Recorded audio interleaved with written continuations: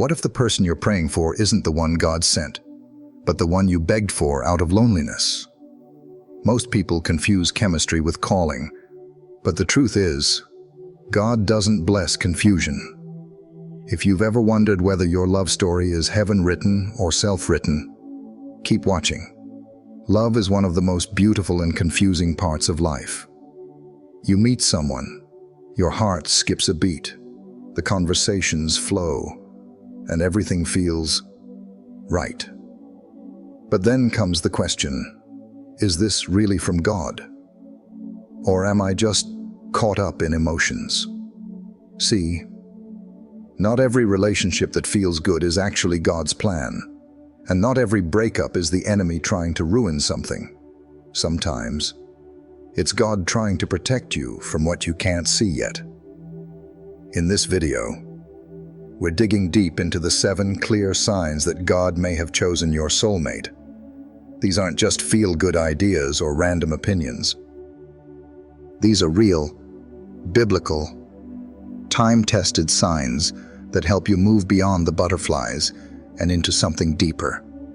Discernment. If you're dating, waiting, or wondering, what you're about to hear could be the clarity your heart has been asking for. And stick around, because by the end of this video, you'll not only know what to look for, you'll understand why some relationships fall apart right before the real one shows up. Let's get into it. Sign 1. They draw you closer to God, not further away. When God writes your love story, the first and loudest sign is always this. It draws you closer to Him, not in a religious checkbox kind of way, but in a way that makes your heart softer, your prayers more real, and your desire for God deeper. You find yourself wanting to become better, not just for them, but for the Lord. It's not about perfection, it's about pursuit. When you're with the right person, your spiritual hunger increases. You talk about God naturally. You pray together, not because you're supposed to, but because it feels like home. You feel spiritually safe, emotionally understood, and deeply seen, not just by them, but by God through them. Now flip it. If you're with someone who constantly distracts you from God, mocks your convictions, or pulls you into sin, that's not love. That's temptation wearing a mask. 2 Corinthians 6:14 says, "Do not be unequally yoked with unbelievers." That's not just about church attendance, it's about alignment. 2 people can go to church and still be on completely different spiritual frequencies. So ask yourself, after spending time with this person, do I feel more drawn to prayer or more distant from it? Do I feel more aligned with my purpose or confused about my path? Because God will never send someone to replace Him in your heart. He'll send someone to reflect Him. Sign 2. There's peace, not pressure. One of the biggest signs that something is from God is peace. Not the kind of peace that means everything's perfect, but the kind that quiets your soul even in the unknown. Philippians 4:7 calls it the peace that surpasses all understanding. It's the peace that doesn't always make sense, but it settles deep. When God writes a relationship into your life, there's no rush, no panic, no pressure to prove yourself or force something to work. You don't constantly feel like you're walking on eggshells or questioning where you stand. You can breathe, but when it's not from God, it's chaos. One moment, things are amazing. The next, you're doubting everything. You feel anxious, unsure, always looking over your shoulder or trying to decode mixed signals. That's not peace. That's torment. And God doesn't speak through torment. Peace is when your heart rests, even if your head still has questions. It doesn't mean everything is easy, but it means you can move forward without fear. So if you're trying to figure out whether this person is your God-sent soulmate, ask, do I feel pressured? Or do I feel peace? Sign 3. Your purpose aligns, not collides. When God brings two people together, it's never just about romance, it's about purpose. You weren't created just to fall in love. You were created to fulfill a calling.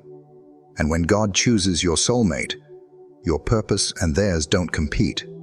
They complement. Think about it. If you feel called to missions, but they want nothing to do with serving others, that's not alignment.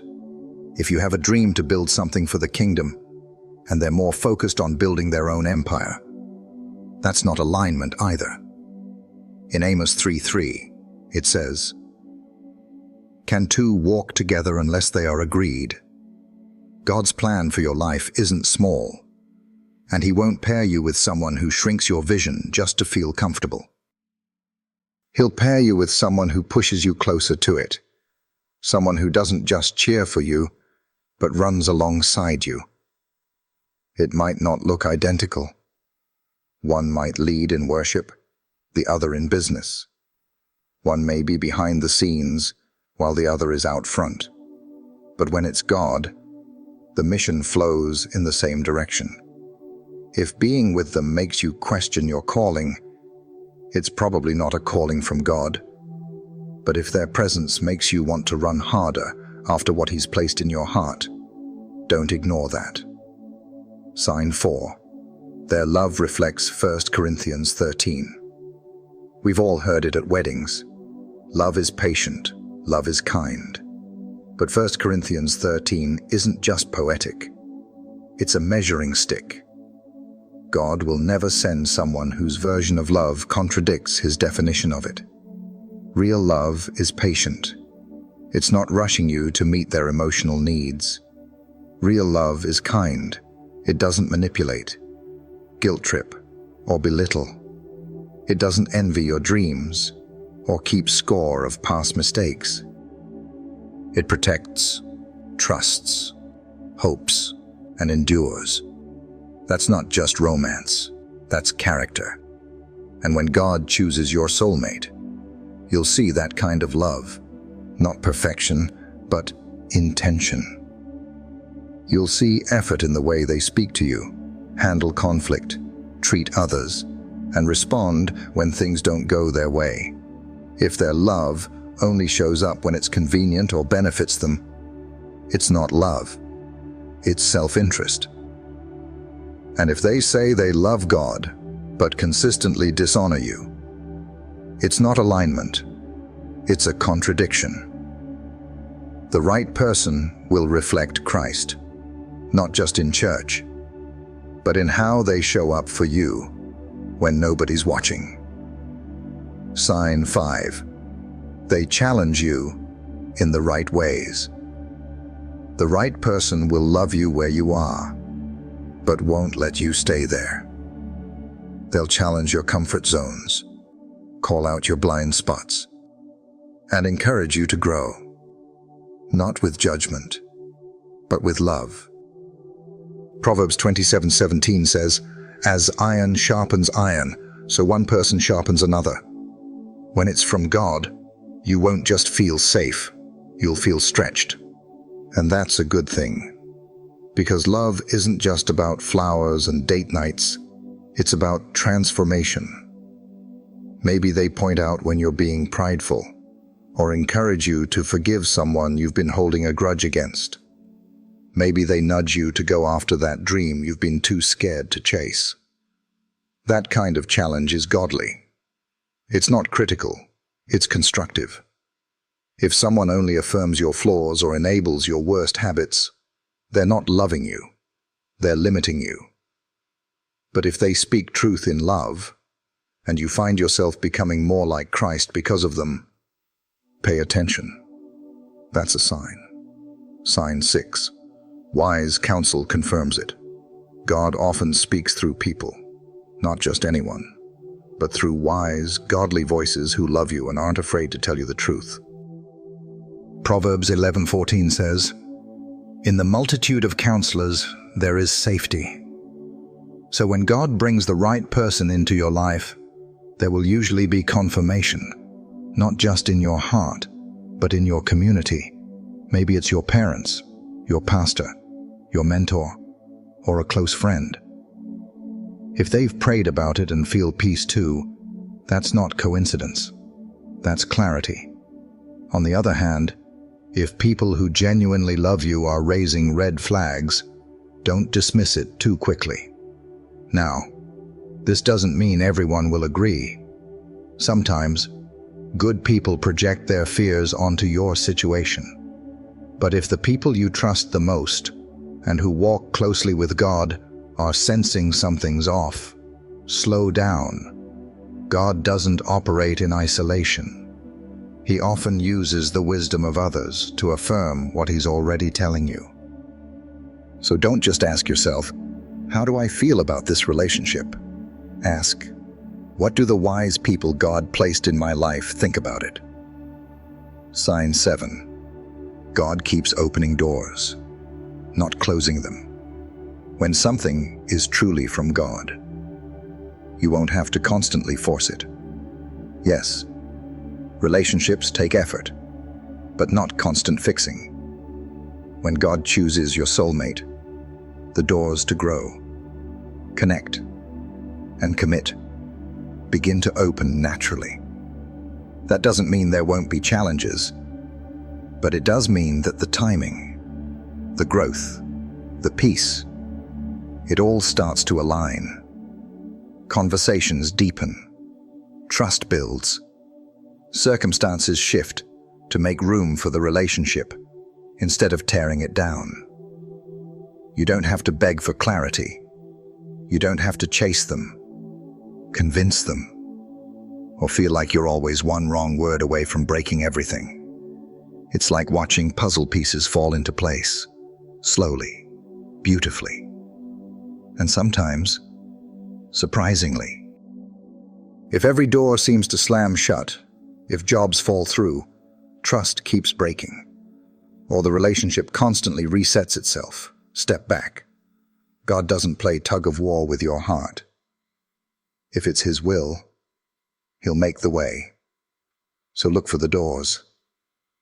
And more importantly, look at who's holding them open. But what if you're still not sure? What if you've been praying, reading all the signs, doing your best to listen, and you still feel stuck? One day it feels like God is confirming everything, and the next day, you're overthinking every little detail. You start wondering if it's your fear talking or your faith. You replay every conversation in your head. You start asking, what if I miss it? What if I mess this up? Here's the thing. Discernment isn't always instant, and God isn't going to punish you for trying to be wise. In fact, He invites you to ask, seek, knock. But what trips most people up is the emotional noise. When your heart is involved, everything feels louder. Your fears, your past, your expectations. And the enemy loves to take advantage of that. He loves to whisper confusion, especially when you're on the edge of something good. You might start doubting what God already confirmed. Or worse, you might stay in something toxic because you're afraid of letting go. Either way, the tension is real, and it's exhausting. That's why this part of the journey is so critical.